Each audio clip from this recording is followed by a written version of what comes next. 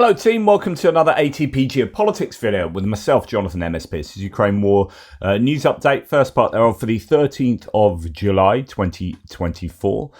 Let's get straight to where we normally start. Ukrainian general staff figures for the Russian losses for the day before, all the usual caveats apply, and we can see that it has been a fairly similar day to what we have seen over the last, 2 months. 1,120 personnel lost, which is I guess in the middle of the range we've seen for about a month. Seems to have gone from sort of 1,000 to 1,300 at the most. So somewhere around there is what we've come to expect. 8 tanks, that's about on the head for the average. 24 armoured personnel vehicles, slightly over the daily average, and 58 artillery systems is at least, well, it's almost 3 times the average, very close to being 3 times the average. So I know it is over 3 times. That is over 3 times the average. So sorry, my maths is having a day off. That is across those categories a fairly useful day for the Ukrainians. 1 anti-aircraft warfare system. We've got 52 vehicles and fuel tanks and 13 pieces of special equipment. So fairly high numbers across those categories too. These sorts of numbers for your bog standard day of fighting, it's horrific, right? And there's nothing bog standard about anything. It's just this grinding war that goes on and on. You have days like this that are absolutely where you would expect them given the week before, and they are bad. You kind of normalize it, looking at these figures, it normalizes the level of destruction that is taking place. But my goodness, to lose that many people and that many artillery pieces, even if it's over egged by sort of 10%, you're still losing a phenomenal amount of equipment. And as ever, I'm asked, why don't you report what the Russians claim? You're always talking about what the Ukrainians claim. Don't believe them, don't trust them. And we spent a good 2 years going through these figures every day, looking at the visually confirmed evidence that broadly supports this. You've got international intelligence agencies and MODs coming out and saying, yep, we agree with this, give or take, agreeing with the personnel figures at least largely. You've had other analyses such as the BBC Russia and Mediazona, Medusa, all doing analyses of death certificates and online social media announcements of deaths connected to the war, so on and so forth. And basically, these are fairly robust figures. There might be a little bit of guesstimation, particularly with the personnel losses, but it seems like the Ukrainians do have this protocol of what they have to do in order to submit these figures up to the general staff eventually, and this is where we are.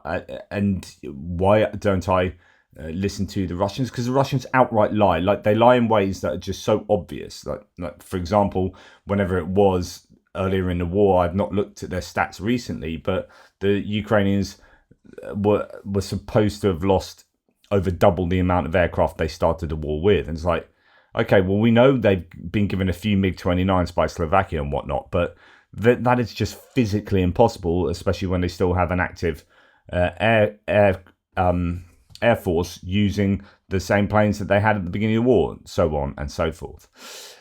And then you get this update from the Russian MOD. For a week, the Russian Federation destroyed. So in 1 week, they claim they destroyed 7 HIMARS and foreign operators. So they know who was operating those HIMARS from these long distance reconnaissance drones. Okay, well, I don't know how they know that. 2 Patriot systems, 3 Hawk systems, 4 surface-to-air missiles with an S-300 radar. The missile system, so launchers, I presume they mean there. That's what the Russian Defense Ministry has said. Now, they might have had a loss of an S-300. Just seen no evidence of Hawks. They claimed 3 HIMARS in one hit. That there was no evidence they were HIMARS.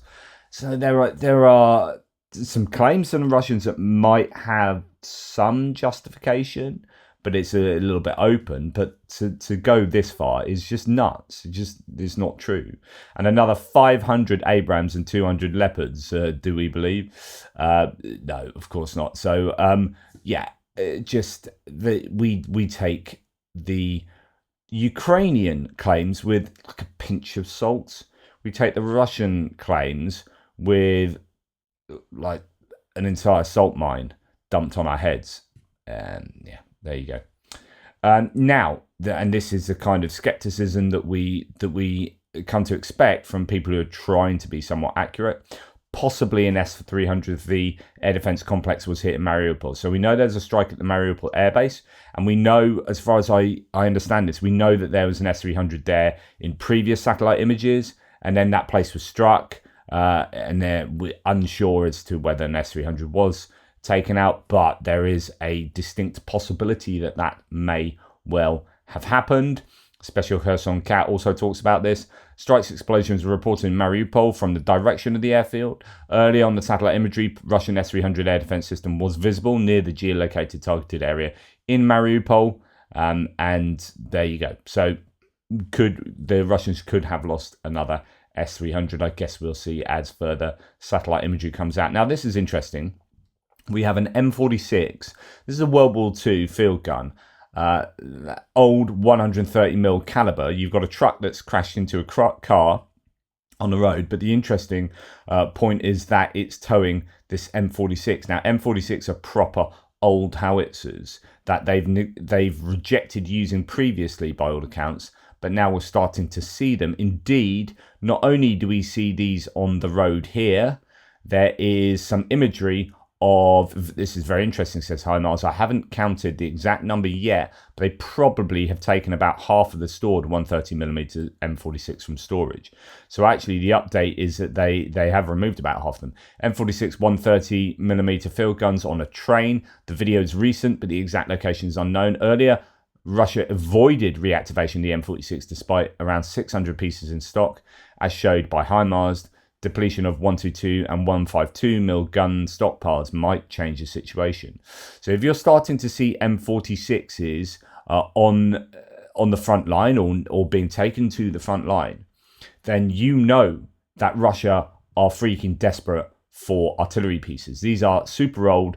That you've seen the reactivation of D10s, D20s, and D30s that are super old, right? And these are even older. I guess, and though 600 of them were in stock, I mean, the implication here is that half of those have been taken already. And then this goes back to these sort of general staff figures where so many of you on a daily basis say, wow, how many artillery systems are they losing? Surely this is either like a lie, like the general staff are not telling the truth, or something else is going on. Well, yeah, the other thing that could well be going on is that they just have vast stockpiles of incredibly old kit that they are bringing to the front line. So you're saying, okay, they're losing 60 a day, or somewhere between 40 and 60 a day, right? At the moment, or at least, and that's not necessarily losing. So some of this will be damaged and get repaired, brought back in. So I don't know. Let's just make something up completely. You're thinking, okay, 20 a day. Well, if they've got 600 M46s at 20 a day, you are allowing for many days of losing 20 a day. You know, if you lost irrevocably or irretrievably, lost 20 M46s a day and you had a stockpile of 600, then that's a whole month's worth of M46s.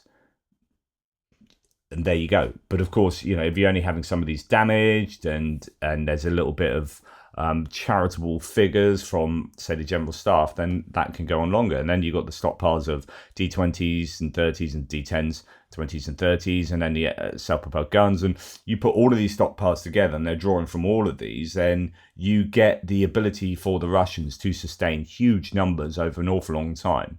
But at some point, you run out, or you begin to run out. There's maybe never a complete running out. Well, artillery is slightly different thing, because I don't think they're making artillery in the way that they're making tanks and infantry fighting vehicles, or certainly tanks. So there might be a sort of running out of artillery at some point. But what does running out mean? It means seeing M46s. That's a sign that you're running out, because you're starting to use your oldest and worst stocks. Ben goes on to, so this is Ben Tanmi or Ben Tanmai on Twitter, that does stuff with Jumpy and HIMARS and others that look at satellite imagery of stockpiles, and he says there's likely less than 18% of the pre-war MTLB, so these armored personnel carriers, the kind of workhorse of the Russian army, 18% of the pre-war numbers. And then what you've got to think is, well, how many of those are in working order? So there's a good deal of them will be broken. 430, 60 broken, and then those working ones, what state are they in? Goodness me. So 419 total, which is 18% of what they started with. And you can imagine that 18% will take a lot of work to get up to scratch. And this is why people are saying that MTLBs are effectively exhausted. The stocks of those are pretty much exhausted. Moving on to other topics here. We have Atesh, the partisan group, carried out sabotage near Eleshki in the Kherson region. There's been a lot of fires around there. Some have been started by the striking of, say, ammunition depots. Partisans also set fire to dry grass near the positions of the 70th Motorized Rifle Division. 3 dugouts, trenches, weapons and food depots were destroyed. Up to 20 personnel received high-grade burns, according to Max 24 here. This is definitely an area where the Ukrainians are having some success with giving the Russians a hard time due to the amount of fires in there. A passenger jet has crashed in the Moscow region. It was out on a test flight as a Sukhoi Superjet 100 New 95. 3 people died. They were the crew and the crew and test pilots. Obviously, not too many people on board. The plane came down near Kolomna, and it was owned by Gazpromovia Airline. So there you go. One of those that quite a bit is being written or talked about concerning this, because you've got the crash site caught on video, both locally and then people walking around the crash site. I don't know if this has anything to do with the lack of maintenance for the Russian airline industry. But a fairly large plane coming down there is not a good look for the Russians, and it's not the first time they've had issues with larger planes. Of course, we're just hearing about this a lot, although that's the first time for a good few weeks. Okay, in terms of distant strikes, we have 4 out of 5 drones shot down, so a much quieter night for the Ukrainians, as the Russians only send in 5 drones. Don't know where they were targeted. 5th, according to Air Force Commander Oleshchuk, disappeared over the border to Belarus. So that 5th one might not have been shot down, but it could also well have just... Well, the implication here is that it didn't reach its target. It just sort of disappeared. The biggest news in terms of strikes was a huge hit on an oil depot in Rostov-on-Don. Early this morning, Ukrainian attack drones successfully hit a Russian oil depot in Rostov Oblast, setting multiple storage tanks ablaze. The facility burned for more than 7 hours. And then in Rostov as well, I think that's not the oil depot, that's a substation in the Smilyansky district in Rostov. So, a couple of strikes there. There might well have been other ones that could filter throughout the day. Then we go on to other bits and pieces. A Russian Navy ship has been observed in Ochamchira in the Abkhazi separatist region. So this is an area that the Russians have taken control of on Georgia along the coast, where they're building a kind of new Sevastopol. They obviously Novorossiysk as the alternative to Sevastopol is not good enough. It's not a big enough port, and so they're kind of trying to build fairly quickly a bespoke naval port on the Black Sea in an area that they have a greater control over, even though technically it's still Georgian. The Black Sea port may become an important base for the Russian Navy, acting as a safe refuge from the Ukrainian surface drones, because Novorossiysk this is further away than Novorossiysk. That safe refuge would only work until Ukraine extends the range of their naval drones. Ochimachire is far away, but not that far. So there is that. But then I guess they can design the port in a way that would protect it from naval drones. Indeed, we are hearing that the Russian landing ships are mining the entrance to Russia's Novorossiysk harbour amid fears of Ukrainian maritime drones, according to Atesh partisans there. Ukraine will continue launching attacks on enemy targets, so fortifications may not help, added the partisans. So we'll have to see. It's been quite quiet there since there were a number of drone, both maritime more recently, but just before that there were a number of aerial UAV drones that had hit some of the port infrastructure in Novorossiysk, as well as some of the oil infrastructure around there too. So we haven't seen anything for a few weeks there now, though. There is activity all along the front lines, obviously. One place to note is that third sector, or third little area where the Russians had attacked into or over the border, has now been retaken. It's Sotnitsky, Kozachok. The Ukrainian forces have retaken that border area. But things are tough all around the front line for the Ukrainians.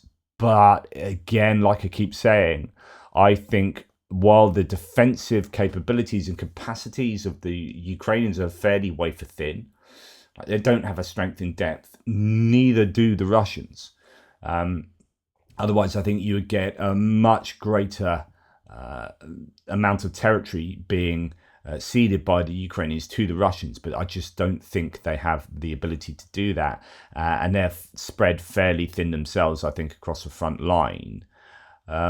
Indeed, this is kind of what we're picking up from some of the military bloggers. So Jakub Yanovsky says, too bad we no longer get doom posts from Mers and Gherkin. So Evil Gherkin and Mers, another one, have been kind of shut down by the Russians. But some of the existing, remaining military bloggers are being kind of doomy, like Evil Gherkin used to be before he was sent off to prison for being too critical of the Russian military. Of course, not critical from a point of view of thinking the war's the wrong idea, just like you're not very good at doing the war, it should be done better than this, and there should be more Ukrainians killed, that kind of approach.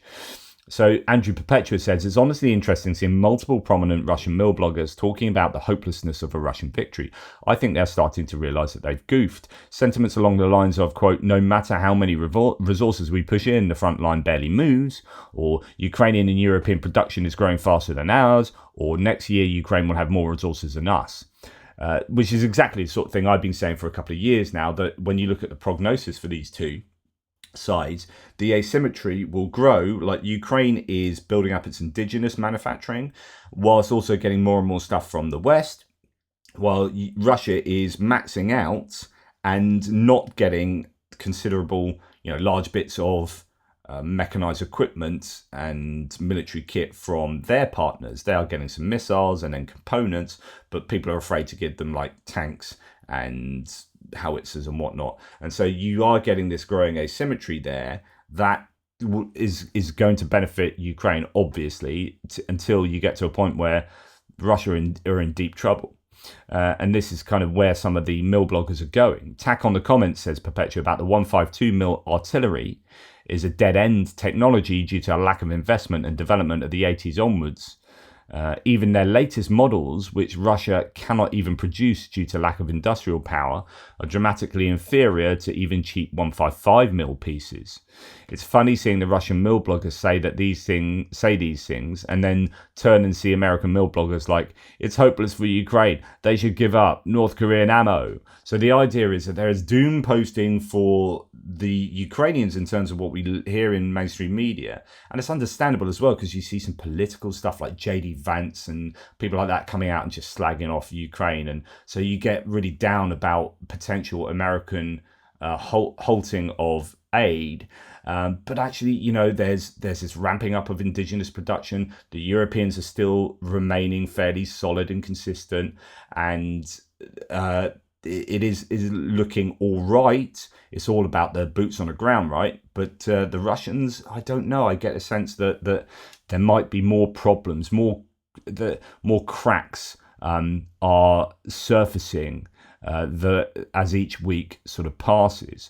Now, part of the problem, though, is, as well as there are political issues with certain elements in every country with regard to not supporting Ukraine, but even when you look at, say, the US official line in the Biden administration, there's still this refusal to allow Ukraine to do what it clearly needs to do. And like I said yesterday, my hopium to this is like, well, if you're not allowing them to strike these airfields, is it because there is an imminent production of a Ukrainian missile that can do that will allow the US not to be responsible for the destruction of those airfields? So the US are trying to be, that's, if I was a Biden administration and I was having to kowtow to the idea that we can't allow Western weapons to strike Russian airfields deep into Russia, then I as much as it annoys me, I do understand it. Like, I understand the justification that it's like, you have now hit a major airbase inside Russia, like hundreds of miles from the Ukrainian border, and that's been done solely with the ability of the capabilities of US weaponry. And then, so that's basically the US is now blowing up our airplanes. Okay, right. You could of all the things, that is going to be escalatory. I just think all those red lines have been bypassed and nothing's been done, and they're unlikely to be able to do anything to that. So I would just keep on going.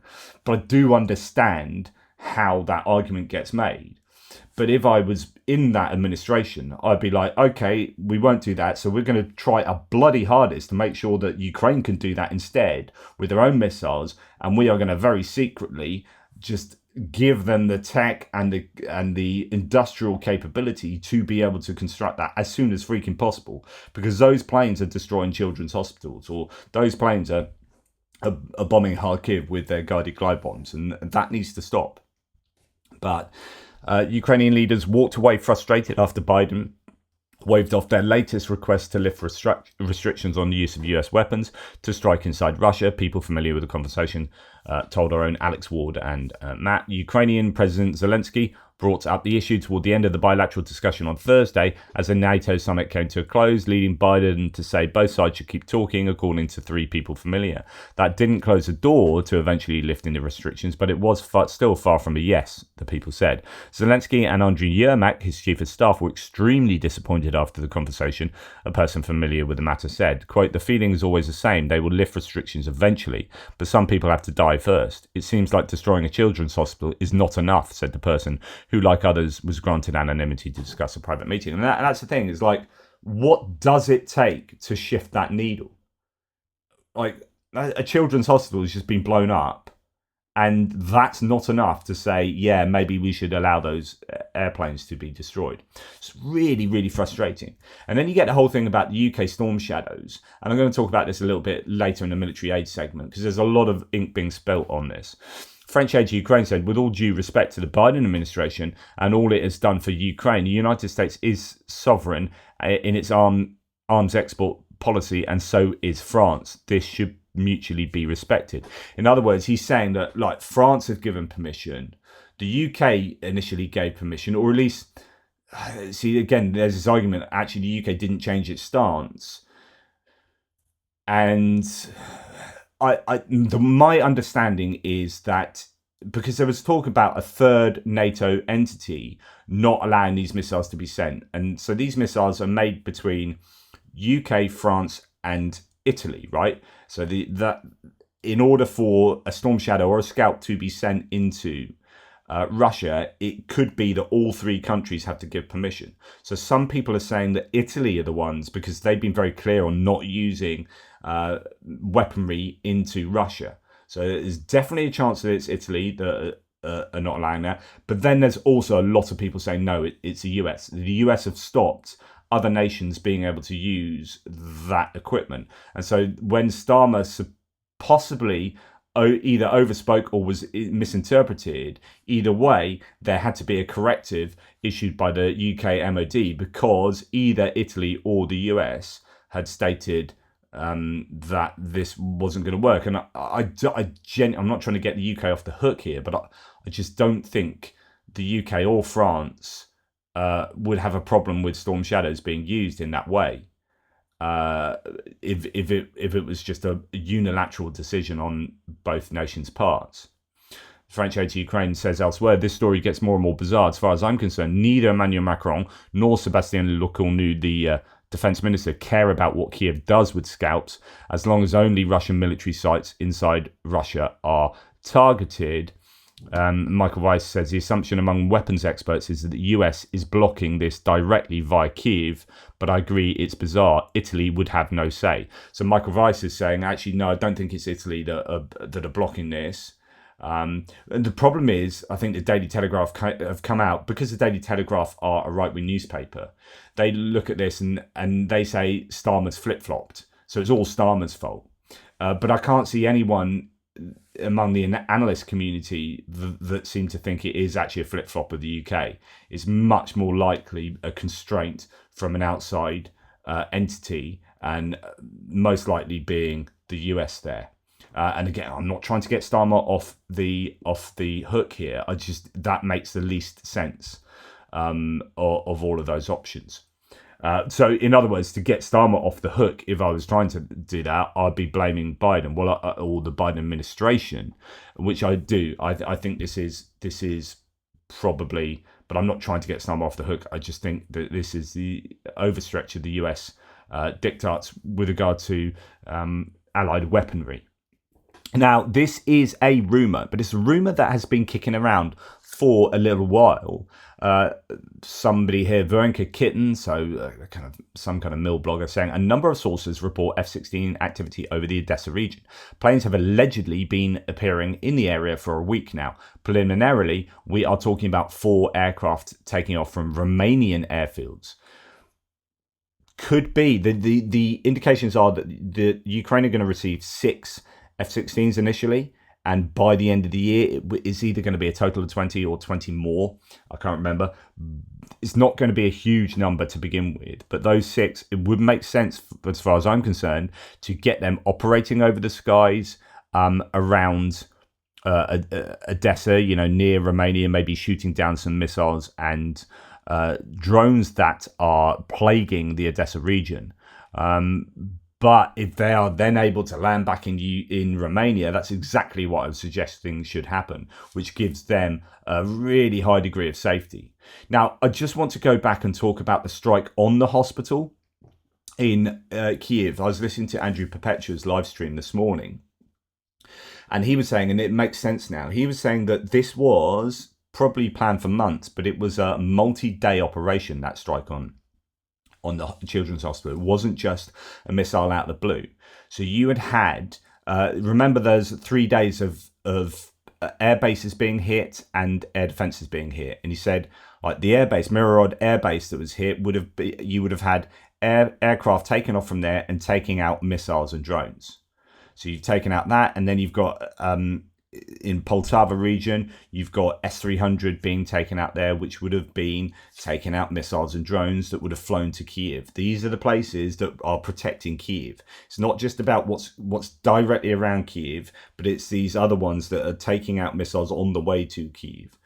And so you had 3 days of that taking place, and then that missile strike on Kiev, where a number of them got through. The Ukroprom facility seemed to have been absolutely hammered, and that children's hospital.